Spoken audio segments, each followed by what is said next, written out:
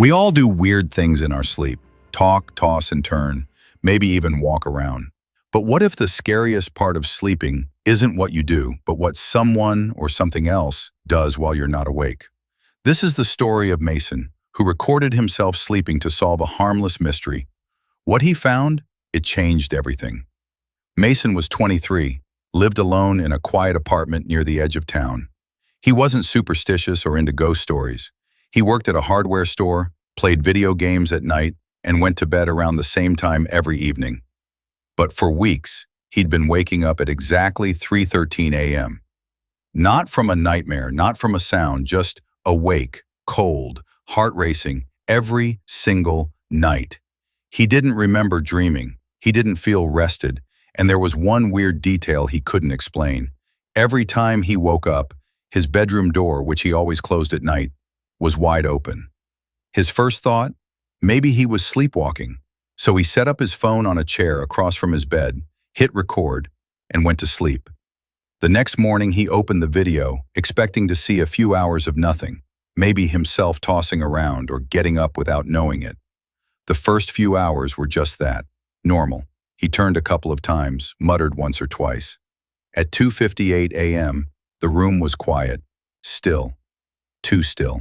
Then, at 3:12, the bedroom door slowly opened on its own. No wind, no draft. It just creaked open, smooth and silent.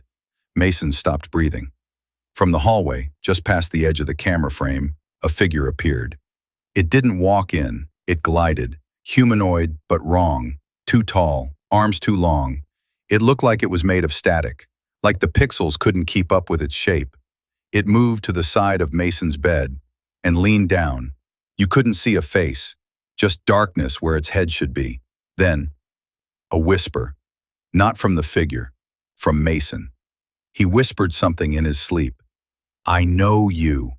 Then he sat upright, eyes open, not blinking, just staring at the thing. And then, nothing. He laid back down like nothing happened. The figure backed away, slid into the hallway.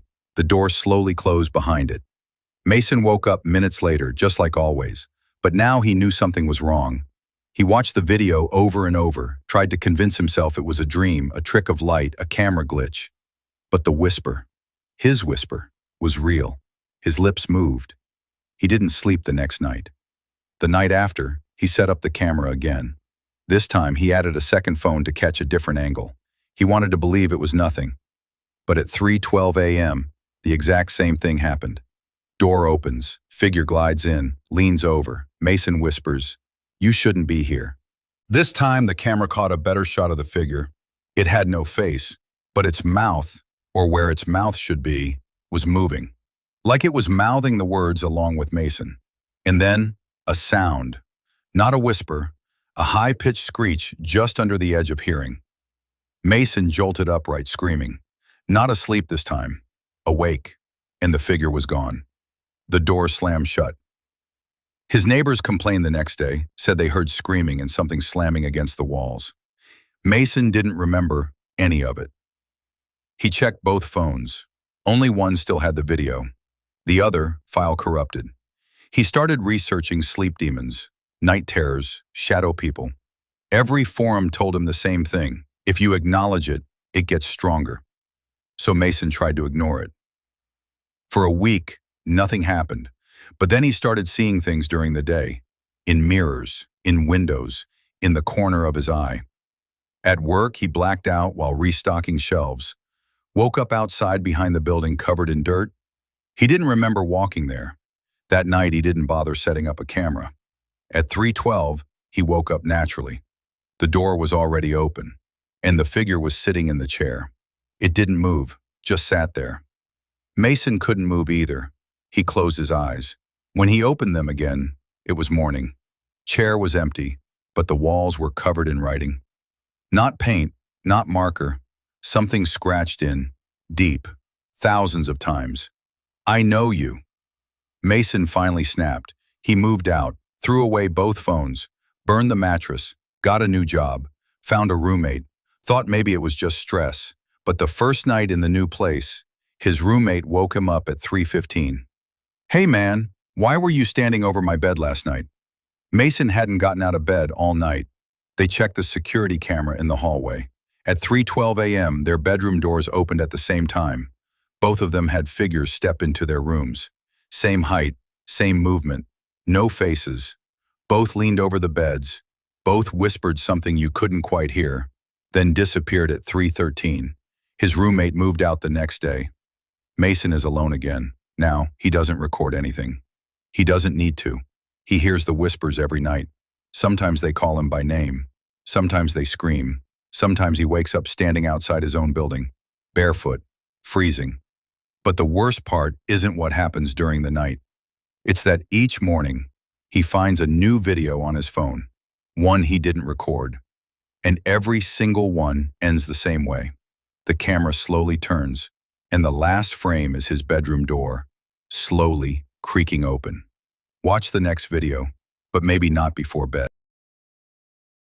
Every night at exactly 2:17 a.m., my doorbell rings. When I check, no one's there. No footsteps, no cars, nothing, just silence. But last night, I didn't just hear the bell, I heard breathing. I live in a quiet neighborhood. Nothing exciting ever happens. That used to be a good thing, until the doorbell started ringing. At the same time, every single night. I thought it was a glitch or some kid messing around, but it's not. Because now, it follows me. Let me take you back to the first time it happened. It was a Tuesday, cold, clear night. I was up late watching TV when I heard the doorbell. One single chime. I checked my phone. 2:17 a.m. I got up half asleep, walked to the door, turned on the porch light, and opened it. Nothing. No car, no footsteps, no wind, just the quiet hum of streetlights. I shrugged it off, thought maybe it was a glitch in the doorbell. But then it happened again. The next night, same time, 2:17. That time, I didn't open the door. I looked through the peephole. No one. But I could feel something, a chill, like I was being watched. It became a pattern. Every night, 2:17. Ring. Silence. I started leaving my phone recording at the front door, propped up behind the window. The videos always showed the same thing. Porch lights flickering slightly, the camera shaking just a little at the moment the bell rang. No figure, no movement, just sound. One chime. Sometimes there was static. I even replaced the doorbell. Wired and wireless. Didn't matter. The ringing never stopped. I asked neighbors. No one else had this happen. One night I waited right behind the door. I turned off all the lights, stood still. Phone in one hand, knife in the other. My heart was pounding. I could hear the seconds tick closer to 2:17. When the doorbell rang, I jumped, not because of the sound, but because just for a split second, I saw the porch light flicker and a shadow pass across the peephole. No footsteps, no voice, just something moving. I flung the door open. Nothing. But this time, the grass on my lawn was flattened, like someone had stood there, and there were smudges on the porch light, 3 long streaks, too long for a hand, almost like claws. The next morning, I installed a motion sensor. It never went off. I stopped sleeping. I stayed up every night with the lights off, waiting, trying to catch whatever it was. Then things escalated. I started finding footprints in the snow, bare feet, no shoes, no socks. Just one set leading up to the porch, but never away from it. The bell rang every night, same time, same sound.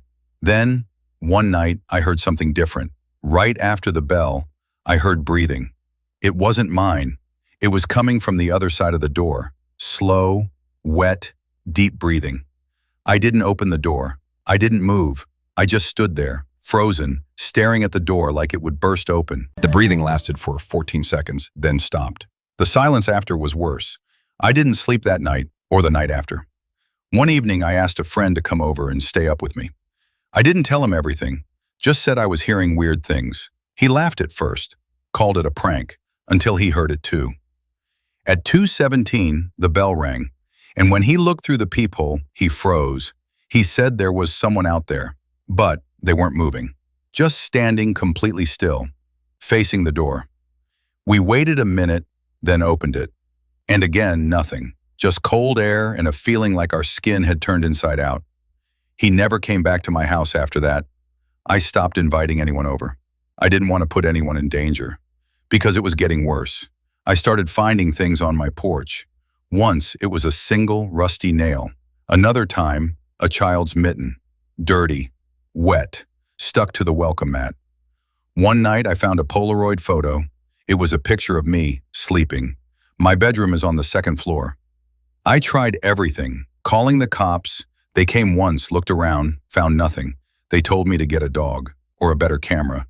I moved houses. New place, different city, new lock, new doorbell, new everything. I slept peacefully for the first few nights. Then on the fifth night, my phone buzzed. Motion alert from my new doorbell camera. Timestamp 2:17 a.m. I opened the app. The video showed the porch. A figure was standing there, not moving. No face, no details, just a black outline, as if the camera couldn't focus. Then the bell rang. One chime. The figure didn't ring it. It didn't even lift a hand. It just stood there. Then the feed cut to static. And when I went downstairs, the porch was empty. But on the ground, another photo. Me, sleeping. This time, the angle was different. It was from inside the house. Now I don't sleep through the night. I set up cameras in every room. I lock every door, every window, but nothing helps. Every night at 2:17, the bell rings. And now, sometimes it doesn't stop at the door. Sometimes I hear it, inside, down the hallway, closer. I keep moving, but wherever I go, it follows. I haven't seen its face. I don't want to, because I think it knows me now. I think it always has. Subscribe for more stories you shouldn't listen to alone at night.